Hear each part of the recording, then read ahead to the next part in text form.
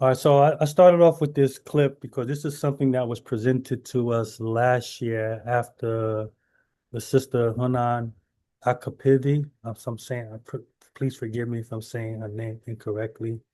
That she shared with us for a voodoo celebration back in her country.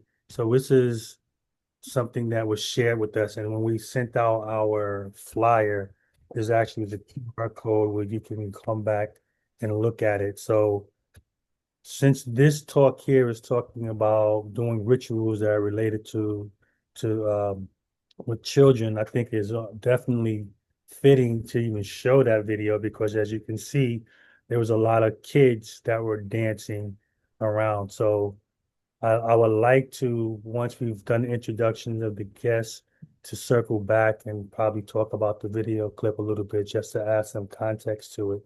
So with that said, welcome everybody again to the this presentation. Hope you guys had a great summer. It has certainly been busy in this country on so many levels.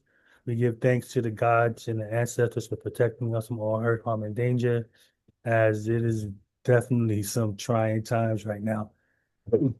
So with that said, I'd like to turn it over to Nana Kofi Ofori, who will introduce the speakers. Thank you, Nana Kwesi.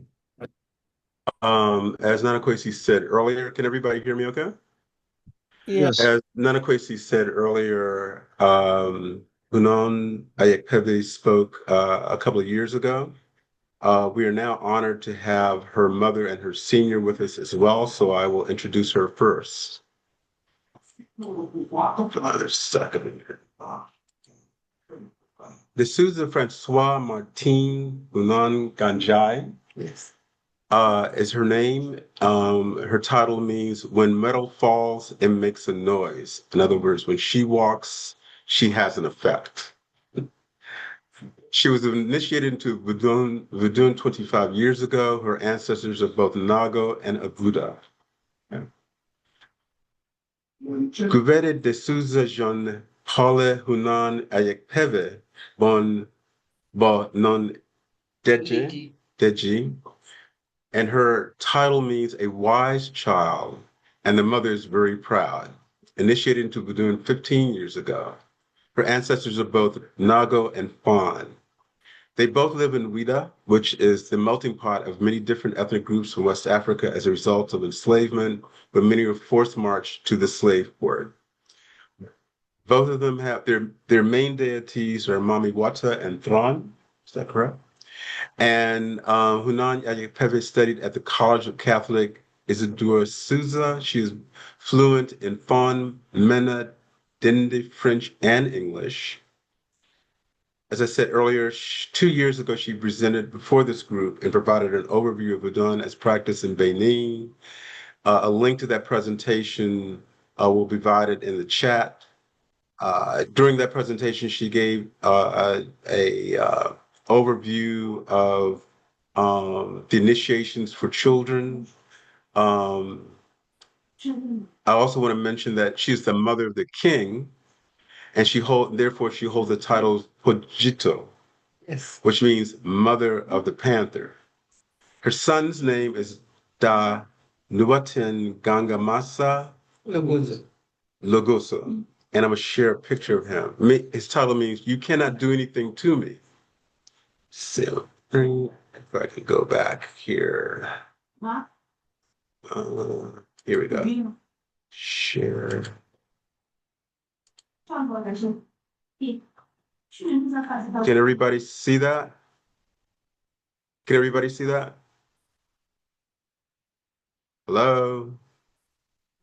Yes, I can see. Yes, we can see. Okay. So he was in school when he was just 16 years old. So I'm going to go back here. All right. We attempted to do this by setting up 3 different computers. We're having technical difficulties. So we're going to have to share one computer, and therefore I'll have to move the camera around. So please bear with me. Do you want to start the presentation? Okay. All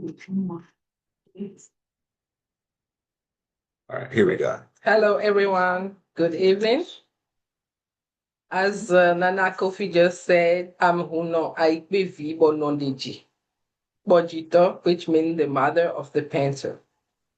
So I'm happy to share some informations about voodoo with our sisters and brothers here, because when these people took our ancestors from Africa, they didn't take the knowledge.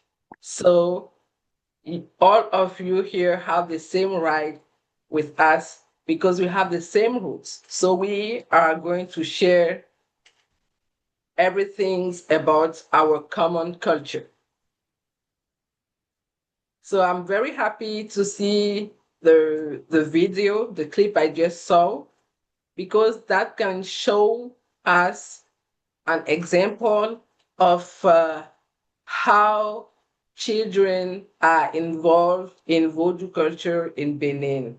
Because this video is showing all the new initiates just coming from the convents. And as we can see, a lot of children among them. And that they had the same ceremony with the elders. So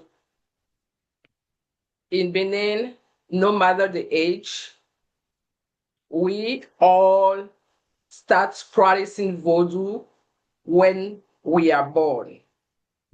So after we give birth to our children, with the way we bury the umbilical cord, we already put the children in contact of the deities. And during the birth ceremony, we also do many things like scars, where we put some powders in the skin so that they work with voodoo. The voodoo is part of them, it's in their body. And for example, to give birth to the babies, we will not use regular water. We will always use many types of leaves to give birth to our babies until they grow up.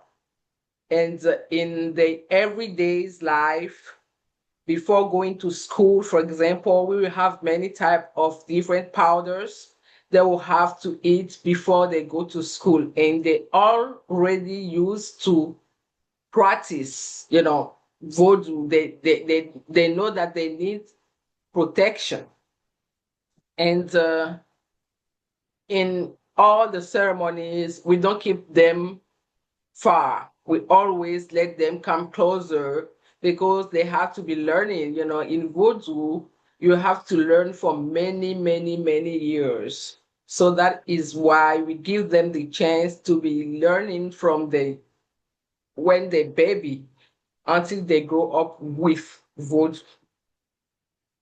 And if you guys did not have the chance to be doing all this here, it's not too late. You can start doing some of those things to help the children to stay or to get on the path. And even if you have children like already teenagers, it's not late, because when we have teenagers, we can also work on them. When they are sleeping, we can call their soul. And with their soul, we do the work, and those spirits will start talking to them until they get on their path. So I will love to let Gandjai to introduce herself, and then we can continue talking. And if you guys have any question, it's all welcome. Thank you very much, Hello, everyone. Greetings. Hello. Hello. Thank you very much. Greetings. Thank you. Greetings too. This is Martin de Souza Huno Gandjai Ambegbe, and mother of Ayikpevi. And happy to be with you this evening, and happy with this topic that we choose. Because in our life, children are very important. We are born, we give birth to children, and we want them to be good. We want them to have happy life, and we want to breed them so that they can be somebody very important. We don't want them doing some evil stuff. No, that's why in our society, our ancestors, they have planned everything for us in the culture. From the day that you meet your lover, everything starts. I love this woman or I love this man. You have to go to the diviner. The divination, the Ifa is very important in our life. We will find out if those two people can stay together in harmony, if they are going to breed their children very well, what is going to happen. And if Ifa advised you not to be together, you forget about it. But if Ifa tells you, yes, it can work together, wow, you are happy. Then you continue your way until you decide to be married. Ifa will also advise you, will pick you the date, will help you with many organizations. Then you are married in the tradition with both of your parents sitting down and the families. You pay the dowry, and then you can go to do any other weddings if you want. Okay, after the wedding, the woman is pregnant. Wow, it's a good news. She is pregnant. Okay, now we go back to Ifa again and consult. Who is that baby in the womb of my, of me or of my wife? Ifa will tell you the kind of person he is going to be. Okay, good. How can I carry this pregnancy? Well, what are the precautions I can take? What are the herbs? What food can I avoid for the baby to be healthy? You will have all those advices. You continue. Then the baby is born healthy. Great. Few days of 2, 3 months later, you have to go to the divination again. Okay, now the baby is born. What can we do? How can we help him? How can we make him a good man or a good girl? The divination will also advise us. The name will be given, the taboos will be told, maybe to avoid catfish, we have to avoid, using rod for him, this, then this, don't cut his hair until he's one, the divination will advise us. And that will be the naming ceremony. All the protections now will start because we always protect our children, protect ourselves. Children from the day that we conceive that baby. Protection until, he gets himself, he becomes himself. So this is a way we carry or we follow the education of the children. And those who are born to be served voodoo will be identified. And you see the case of those young children dancing topless. They are the new voodoo adepts. They are all initiated. And from there, they will never forget about their culture. They will not forget about the tradition. The mothers, the fathers, the uncle, the family. In Africa, we live in big compounds sometimes, and uncles, grandfathers, grandparents, aunties are all having the responsibility for the education in the tradition. So by seeing parents practicing voodoo and by assisting them, by practicing, they keep the culture. They don't forget about it because there's a lot of fight against us. They want us to be brainwashed. They want us to demonize our own culture. So we try always to let the children understand what is the culture.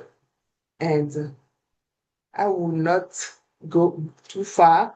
Let me stop there. And if you have any questions, any clarification you want, we can continue. Thank you so much. All right, thank you very much. Could you just briefly talk about whether it is customary in Benin to have a uh, what do you call it? A shower. You know, like when a woman is pregnant, you know, she's about to give birth. In American culture, you know, we generally have a shower for the mother. Is that done in Africa? Oh, No. that is very dangerous because this white people thing is just impossible in our Beninese or African culture. Because when you are pregnant, you hide yourself, you focus on the spirit to be guiding you, to be, you know, to be learning who the baby you having is. And when you let many people come, not everybody is happy for you. Thank you. Not everybody is happy for the couple to have the baby. And many people are powerful, but also bad people. So they can see who the baby is, and by jealousy, they can hurt you. So in Benin, in Africa in general, we don't do baby shower. Baby shower is something you have to stay far. It's not. It's not. It's not good. And when you are pregnant, the energies you can take the energies easily. And many people together, they have many different type of energies, and you don't want those energies around your baby. So you spend most of your time in your house with the people you trust. Thank you very much. And as a follow-up to that, when the baby has been born, especially during those first few weeks, do you allow other people to touch or handle the baby that are not close family members? You know, no, Yes. no, you don't let anybody just to come and take your baby because the same thing can happen. Jealousy. Because the person who hear that you gave birth, maybe he has been trying something. Oh wow, the baby is due. Okay, let me go. Oops, wait a minute, wait a minute, wait a minute. They can still hear you. Go ahead. Okay, let me go and see. Maybe I can hurt the baby. They'll come and say hi. Oh, good luck. I want to touch the baby. No, the baby is sleeping. This is something people will do again. They'll tell you that they want to give birth to the baby with you because you are still fragile. You are this. Can I help you to give shower to the baby? We will say no. Only your mother or your sister, the people that you trust, can take your baby, can carry your baby at that age. And from that age, even we have special leaves, special protections that we start doing on the baby. So it's not everybody who can touch your baby. Okay. All right. So when do I'm they just going to open it when do up they to do general questions. Good. when do they do the naming ceremony for the child? When She said, when do they do the naming ceremony? it's depends. We can do the naming ceremony at 41 days, and after that we can choose 3, 6 months is depend, but it will not be after, before 6 months is okay. But there are people who are born abroad, who are born in big cities, and who are not aware of the tradition in their houses. So they can stay like that for 15 years, 10 years, 20 years. And it's when that boy or that girl started to act funny, strange, and respectful, that they will come home and complain. And then the advice will be given to them. Oh, by the way, we didn't do this to the baby, bring him. And then he will come. We will give him some, medicines, start to prepare him, start to prepare the spirit a little bit. When we are ready, in his sleep, he's sleeping now, we call the spirit, we call his soul. We work on the soul to bring him back to baby age and work on him. And about 2 or 3 days later, we can continue with him physically, and the name will be given to him. We will introduce him to the shrines, to the deities of his family's house. And in some families, we do scarification on the face.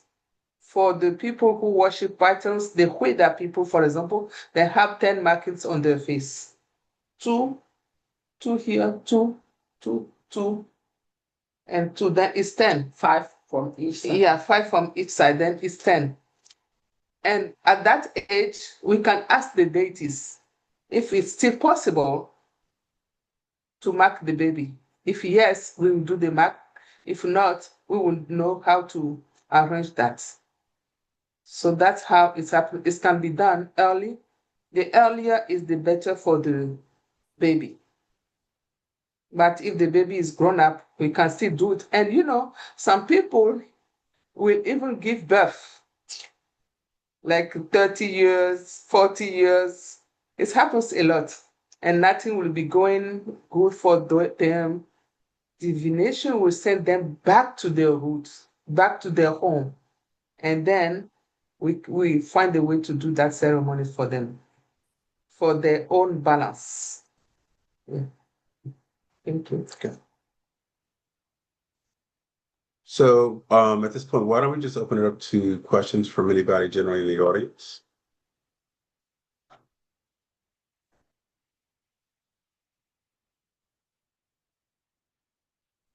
Greetings. This is Nanencia, Washington, D.C.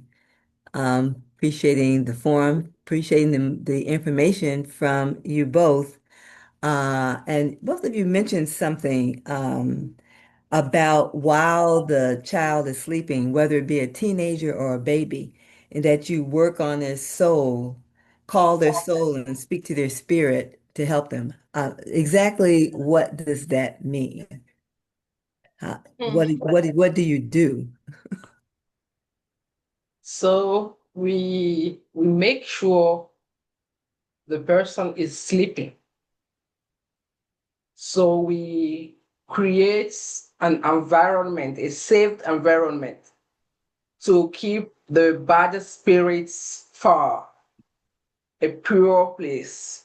So then we priestess, we get together and we call the soul.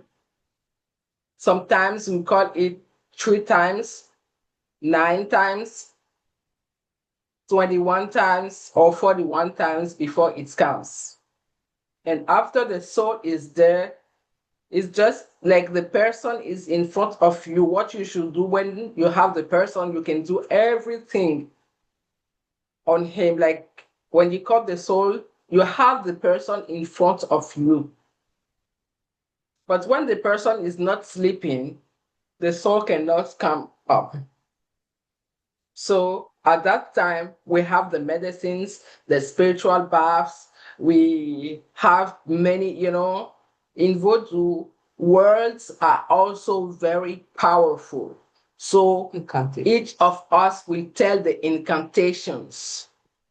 And according to the way we already prepare our tongues, everything we are saying will happen in this life, in that life, as we want. That is exactly how it's happened. And after we finish all the works, we can send the spirits back, and we close the environment we create for the ceremony with some other leaves to not let anybody else the next day to work in that environment, so they cannot take everything you send the other person. Because if they work in, all the wealth and good things you said can go to them, and the other person can steal the same. So you're saying you get together as a group of Okonfos or a group of priests, the priestess, and you have a ceremony that's taking place that calls the spirit of the person that you're interested in. And then you Yes. physically see the spirit of that person. And once that spirit arrives, you do provide medicines, baths, or whatever it would be in order to get this person to get on the correct path. Is that like a kind of a summary of what you're saying? Yes, exactly. Thank you. And in some cases, when something is happened to the person, or the person is at the hospital and cannot talk, is about to die, we can call the soul and ask the soul, what's happening? Who is cursing you? And the soul can give us all the information we need to help that person. Okay, thank you. You're welcome. Is the bath administered? Is not to the sleeping person, but how do you bathe? How's the bath done?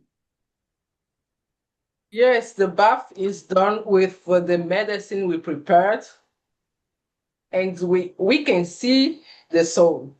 So we give him the bath. You give the Oh, bath, you bathe the soul or you bathe the body that's asleep? the soul is in front of us, and we can see it. Like, let's say, for example, somebody here is in kind of a danger, and need a bath, and we are far away. What can we do? Okay, sister, let me know when you're sleeping. You will have your bath. That is how it's works. And when you wake up, you can see, or during the sometimes some people can be thinking that they're dreaming and they can see everything. Sometimes no. Hmm. Okay, thank you. You're welcome.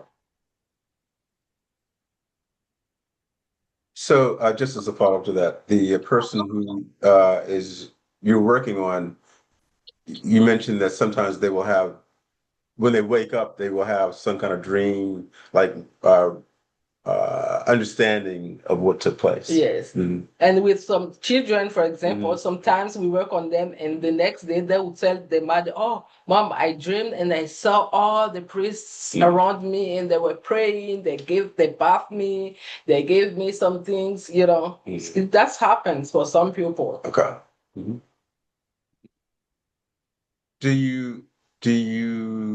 When you're doing this ceremony, do you inform the child? No. Okay. You don't inform the child. Okay. So to get permission, do you need to get the permission of the parent to do Yes, it? the parents have to Yes. ask you to do that. Okay. Yes, All right. because the parents are concerned Mhm. about what's happening in their lives, and they won't accept to have the ceremony, this or this, many things. And you just tell them about that solution, and when they agree, you do the ceremony. Okay. Mhm.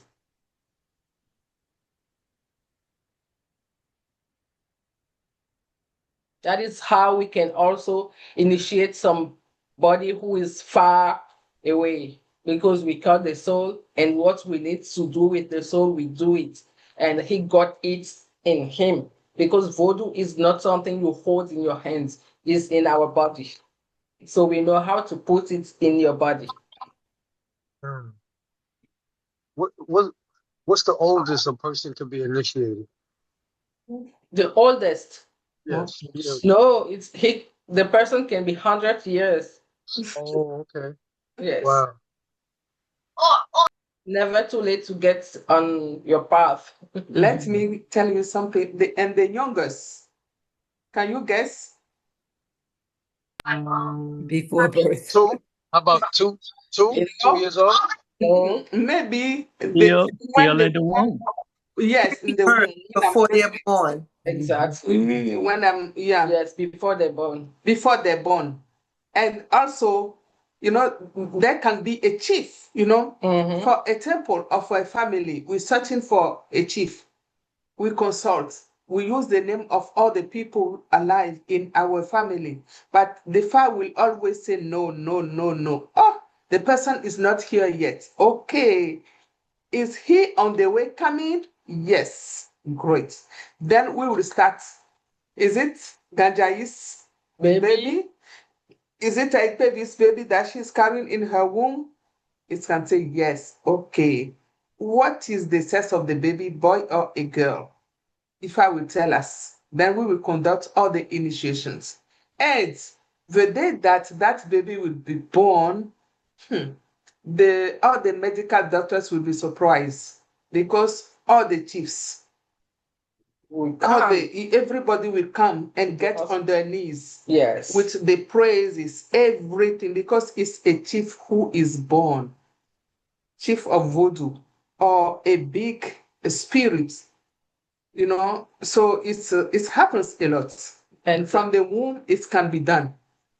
And also, when you see us working on the belly of a woman, she will not be part of the initiation, but she will have to stand there. We will be writing on the belly, doing things, putting medicines, because it's not her, it's about the baby, so it's happened She has a lot. to drink some stuff. She will drink some things because we want these things to be in the babies, because all the spirits had to be in your body, not in your hands or. Isoke has a question. Yes, greetings and good evening, everyone. I have a few questions, but I will start with the one that I have in the chat, or rather before the chat. How can we tell when a soul is misguided, and why does the soul have more challenging surfacing while awake? Like, why do we do it when the child is sleeping? And also, does the soul have affinities, certain affinities, excuse me, and as parents, how do we help them along their path as opposed to what the society that we are living in prefers? Okay, can you this give us one question at a time, please? Okay. Okay, I can start with there's one in the chat, so I could voice the other one. How can we tell when the soul is misguided, and why do we prefer to do the rituals when they are sleeping as opposed to awake? Okay. When some children are brainwashed, for example, and went from the house, living in a town, the parents have no idea where the child is, they will be concerned, they'll go run to a place, make divination, and find out, oh, she is this, and the parents, with all happening in that child's life, will not be normal. So after divination, we can find out, oh, this child needs to be initiated.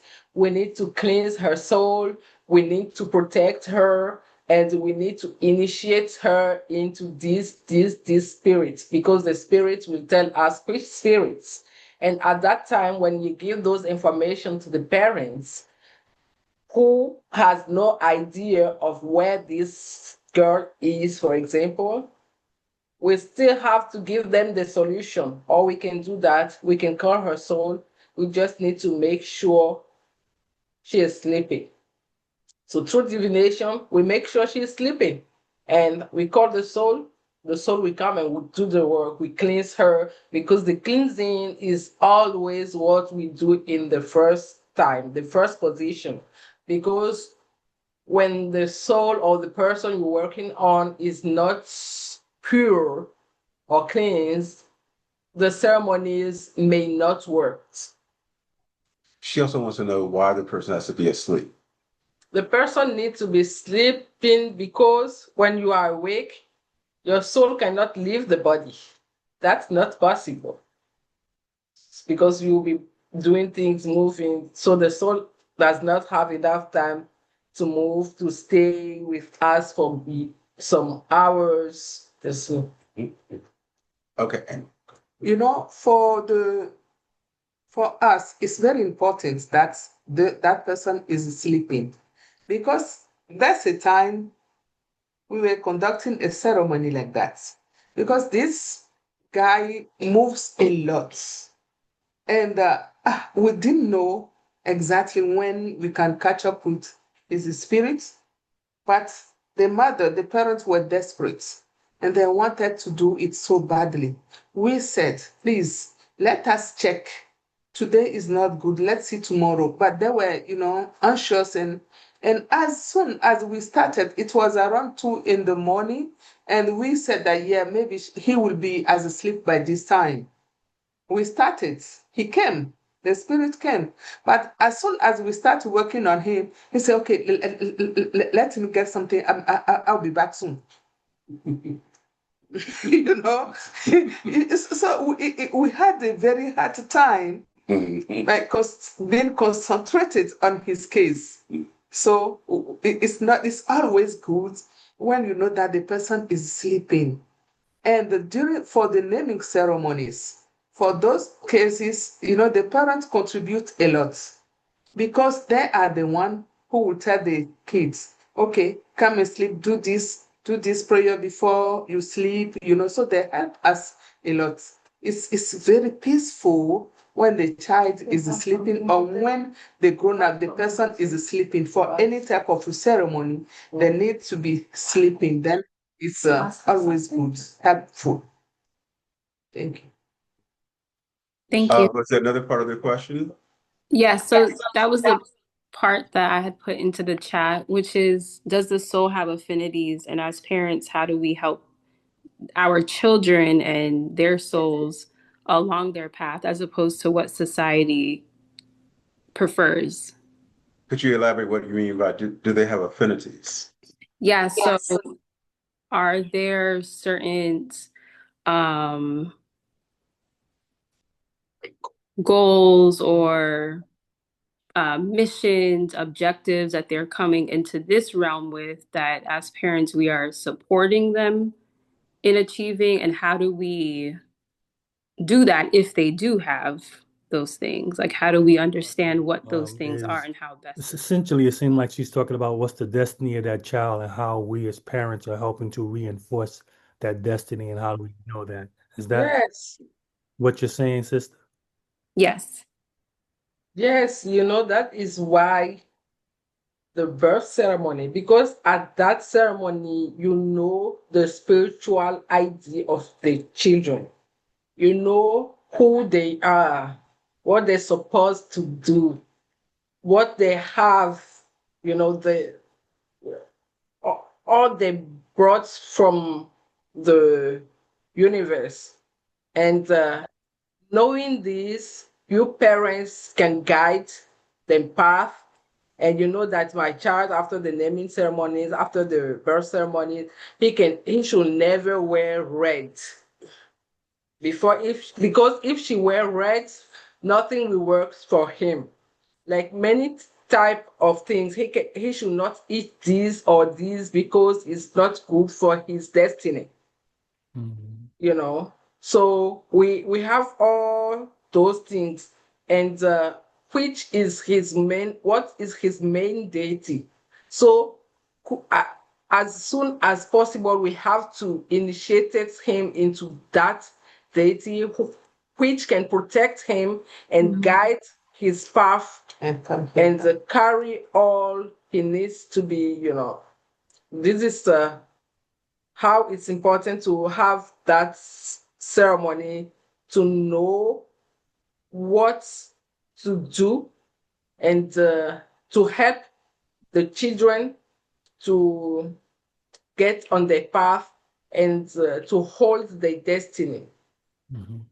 I want to add something. In case, this is the case of when we consult, when you are in the Society of Africa. I want to come to America. Mhm. In America, you are here, and you don't know about this culture, but you hear about it now. And that's a child who is behaving strange. Even all the children, Yes. you have to know. Yeah, I know. We have to know for all the children, but those who are now lost, struggling, losing themselves, the parents should be awake. They should wake up and say, "Oh, my child is going to be in danger. What am I going to do?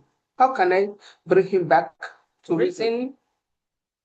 You see, so those cases, it's always good to see, to appreciate, To do a reading. and yeah, to do a reading through IFA. Then you know what to do for the child. Every child needs to be guided spiritually. It's important. Okay, just a quick follow-up question. Is there a particular deity that looks over children, the welfare of children that you work with? Is there a main deity that you work with regards to children? Most of time it will be Tohosu, Mhm. which is fighting for the children. And when you quickly do this reading on them, you can find out. But in some cases, they are in the family of the Mami Wata. We have many of them who take care of the children. Yes. So in general, the water spirits. Could you just say a little bit about Tuhusu? They're not familiar with Tuhusu. Tohosu is the top, the main spirit, is the head of all the water spirits. And he has all the wealth everybody needs, the well-being, and also all the children we miscarried or we aborted are with Tohosu. Tohosu fight for children and give you opportunities, open the positive ways into your life, so then everything can be like you want. Greetings, everyone, and thank you for this presentation. You mentioned the burial of the umbilical cord after the child is born. I'd like to know more about that, the rituals that are done around that burial. Okay, so after we bury the umbilical cord, we do the reading to know where we can bury it, how we should bury it. After that, we put leaves together, many other things, guinea paper, everything together, and we choose through divination the type of tree we should plant. And we want to bury the umbilical cords somewhere where water is. We don't want it into a dry place. That is why we always have a tree. So then we can know the place and be pouring water. So then the life of that person can be soft, can be easy and fresh. Thank you. Is it just the umbilical cord or is it also the placenta that's buried? The placenta is also buried, but not all the time the two of them is buried together. In some cases, they're buried together. In some cases, separately, according to the spirits, because we always ask the spirits before we do ceremonies. So we don't decide. Thank you for that. You're welcome. But yes, Mapal, and thank you so much for everything that's been shared. It's been a lot to digest, and I'm really grateful for it. Question is, in terms of like, for instance, my 11-year-old son, and being in community with other boys and girls his age, are there activities and rituals, or not rituals, but just activities and fun things that they can do together that support their connection to spirit and culture that we could have our children doing here? Mm, Yes, it's possible. Sometimes we will see our children trying to learn how to read scriptures, because this is something very important to know to communicate with the spirits. And sometimes we would ask them to, do some little ceremonies, drumming, because we want them to learn how to drum, to sing the song of each spirit, to be used to this thing. And kids are very happy when they have drum, they can dance, they can sing, and they can also play with some choruses, not the one we use for divination, but we provide them some shells they can use to be learning, to be used to kind of things. And I think you can do that here.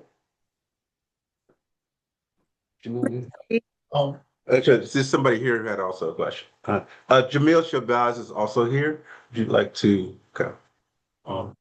Ancestral blessings, everyone. Can the two Hunons explain to the people examples of how a person would receive their name, a meaning of it, and why a person would get that particular name?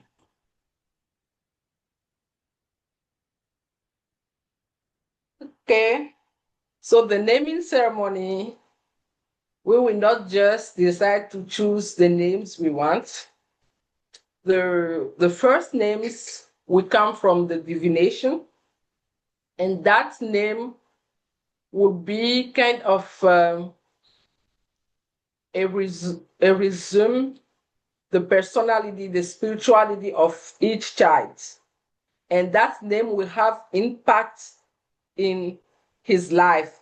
That name needs to be positive enough to bring something to impact. And anytime we call that child with that name, it's like we are blessing him, because the name is sacred, and we didn't choose it in the simple way.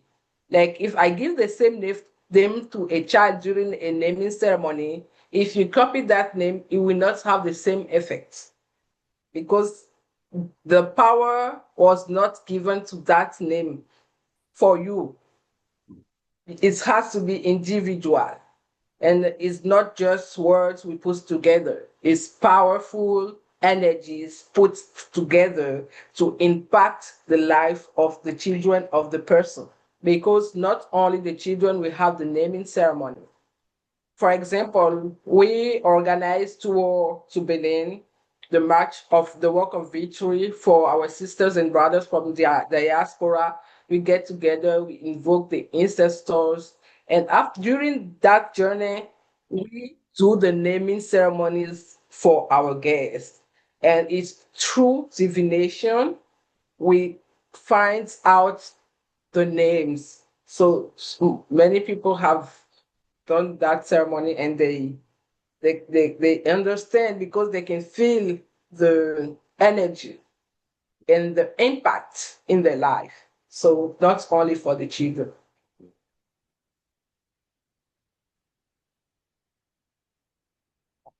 so it sounds like pretty much, the beginning or having the naming ceremony really, really is very, very, very important. So if a person hasn't had the ceremony, one of the things that you're going to do as a priest or priestess is to find out whether or not they've had that, which would then allow to put the person on the path that they need to be on, especially if they're having difficulties and problems in their life. So it seems like this is a major thing in terms of keeping your child on the spiritual path, is making sure that they had this right, which is being divine and being guided through the spirit. Exactly.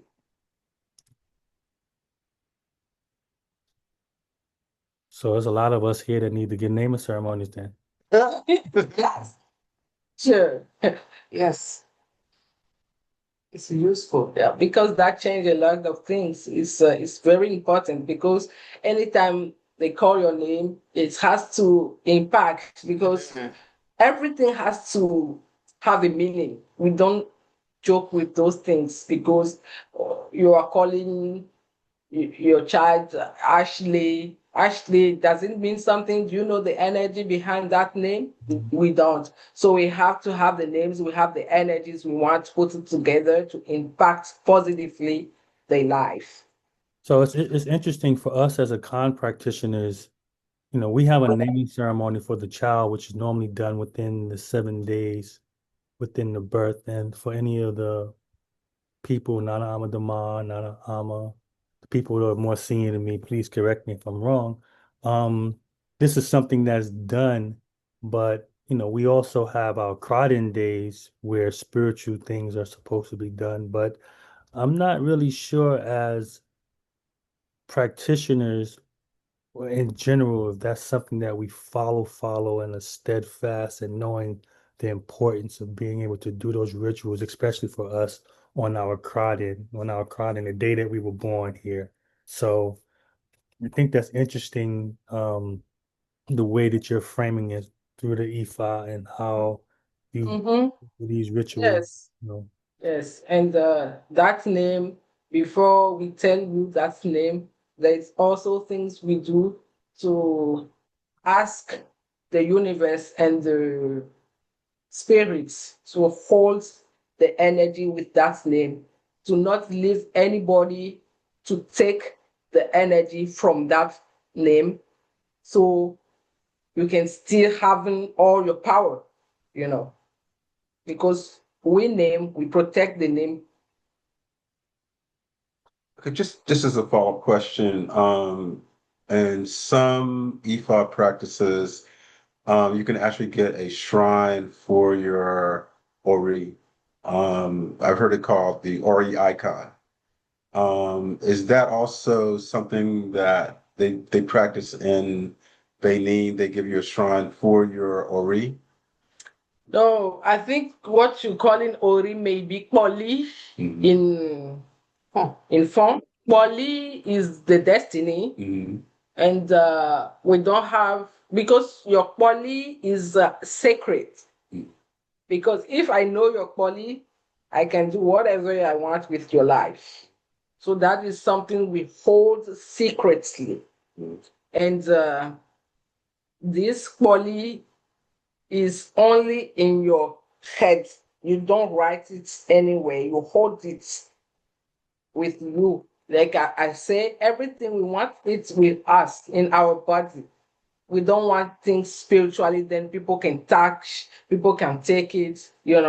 So your Poly is your destiny. You hold it in your mind.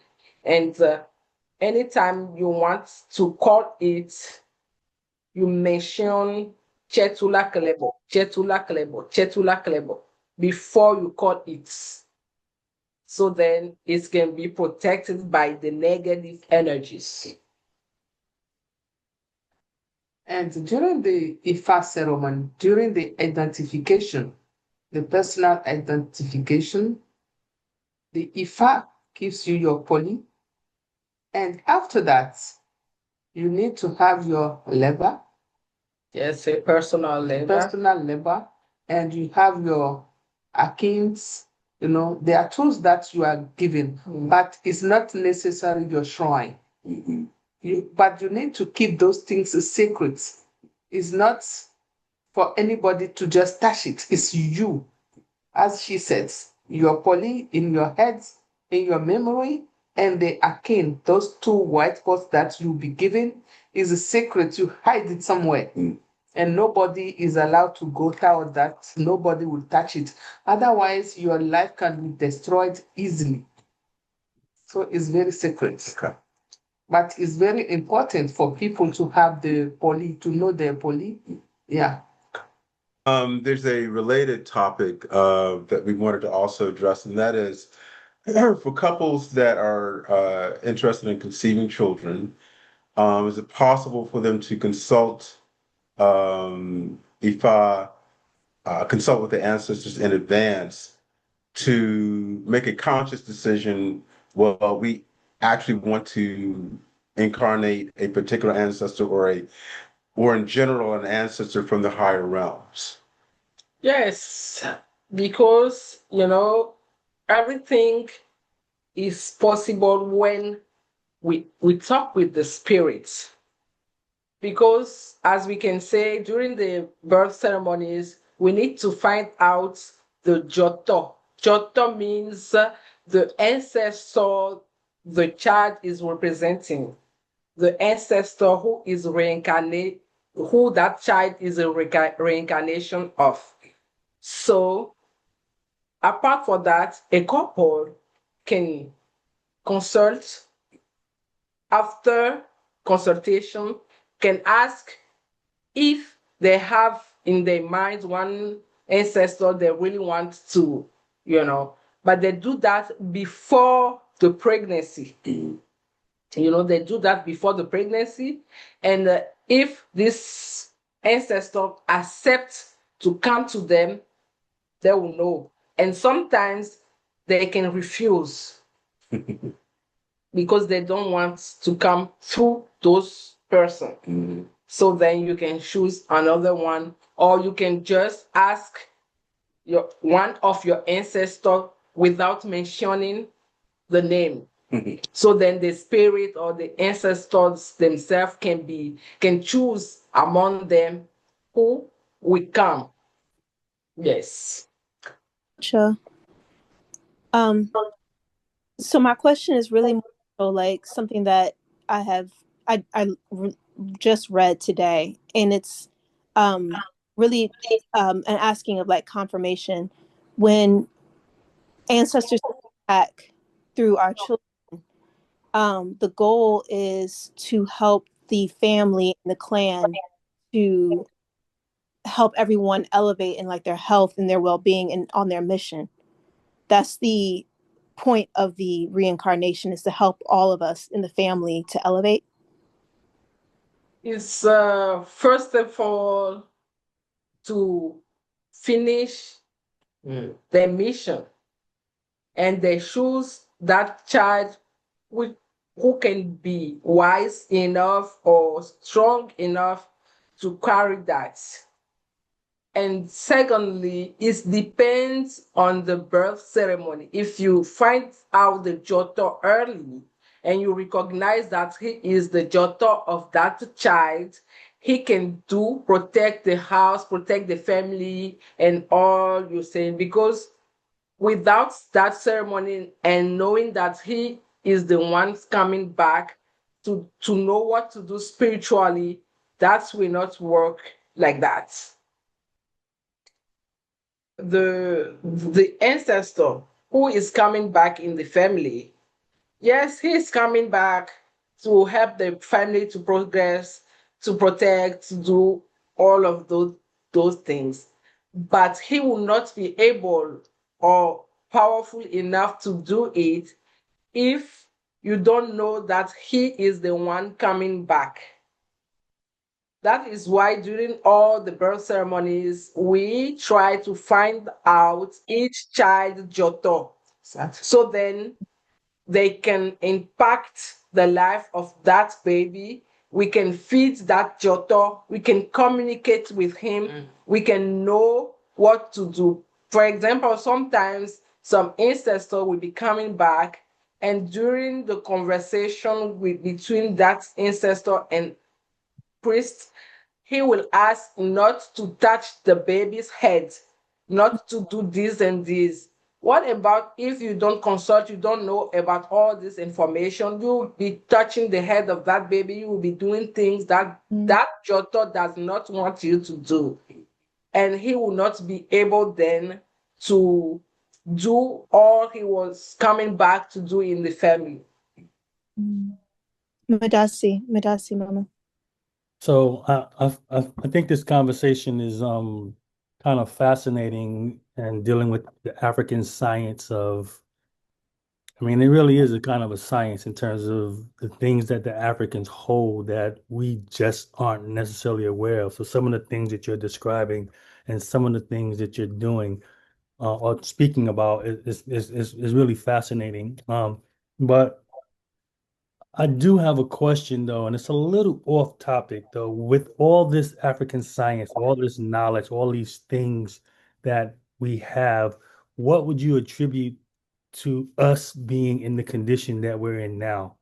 It's a Meaning good question. enslavement, the disruption of, Africa as a whole, with all this African science, with all these spirits, with all this consultation, with all these things that we have to our disposal, how do we find ourselves in this condition that we exist in now? Yes. Question I had asked this of them. They have an answer for you. Yes. You know, in our Vodou society, we are allowed to do some things, and there are many things we are not allowed to do. So when you are respecting all the rules, following all the taboos, doing everything in the good way, not sleeping with your brother's wife, not stealing people's money, not doing these bad things, the spirit will protect you against everything. But if we are in a society where most of you are doing bad things, sleeping with each other's wife, using bad power against each other, cursing each other, everything can happen to you. The spirit will leave you and give you lessons. And they will say they don't trust us enough. They don't follow our rules. So let me see if they are powerful enough to protect themselves without us. The opposition. So all this because we was just disobedient, huh? Well, okay.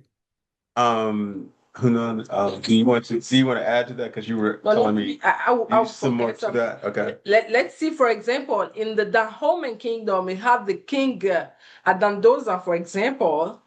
He will just see a pregnant woman walking around. He will say, "It's a boy in her womb," and if somebody there say no, it's a girl, he will say, "Okay, take the woman, open it, and let's see if the baby is a boy." If you're doing kind of things, the spirits will want to let you do what you can and punish you. You see? So, in many times, we find out that many things were going on in our kingdoms at that time who were not good at all. And not all those people were respecting the rules, because it is difficult sometimes when you are priest or you work with voodoo. For example, if you have to do a ceremony to somebody, you don't have to eat salt until 10 p.m. or you can do this, you can do this. You have to follow everything. You don't have to go to any man or woman before the ceremony. You don't, many things. And if many people are just doing things they want in a society, that will not work out. Not at all. Question, brother? Well, yeah, so the thing is of being obedient to the spirit, but I guess or being obedient to the what's being told to us from the spirit world. But now that we finding out ourselves in this position, so how do we get back on that path in That's me. terms of Yeah. Thank you. having the protection and all the things that are associated with it?